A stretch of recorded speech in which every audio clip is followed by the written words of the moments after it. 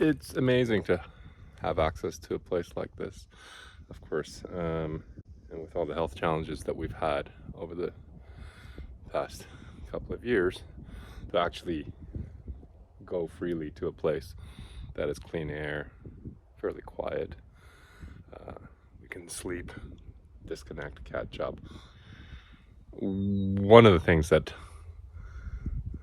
has become a little clear to me this particular weekend, and possibly because of the contrast between what you see here and the things that I'm currently dealing with, is just how sick I am.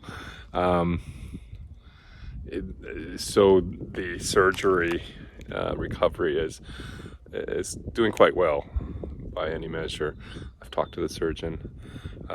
Healing is happening, and my lung function is increasing. But the process of healing sort of requires me to push it a little bit more, try to do a little bit more every day. And as soon as you do that, your lungs start complaining, and you start coughing and producing fluids, and that's why I keep coughing when I do these videos.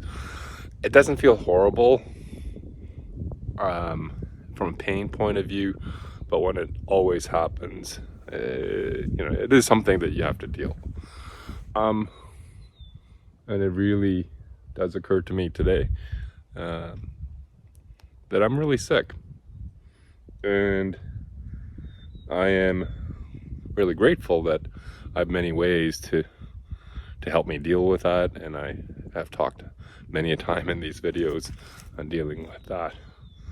But when you come to a place like this where it's so conducive for you to really try to wrap your head around a whole bunch of complicated things, the gravity of the situation becomes also quite clear. Now, I don't want to make this into a totally depressing video, but the net effect of that is, as long as I give myself a bit of room and a bit of slack to deal with this, I usually come out with some interesting things to do. We have these beautiful purple trilliums starting to emerge. In case you didn't know, the trillium flowering plant is the official plant of where we live in the province of Ontario, and this is around the time when they start popping up. You notice that one's purple. Most of the ones that we're familiar with here are white, and in fact, in a couple of weeks, the whole forest floor will be filled with these beautiful white flowers. And as we found out, these purple ones are kind of mutations. I don't know if that's a good thing from an ecosystem point of view or a bad thing, but they're very, very pretty nonetheless.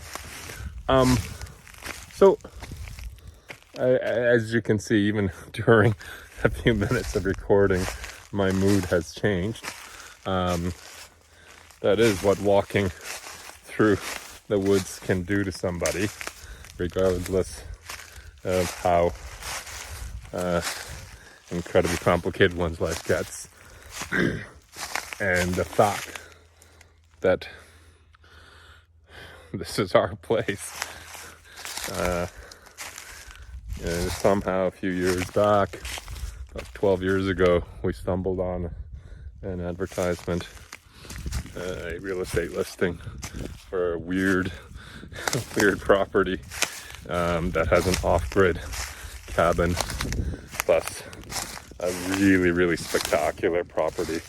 And at that time, this area was going cheap, so we were able to really invest in this place, not really understanding what we were getting ourselves into.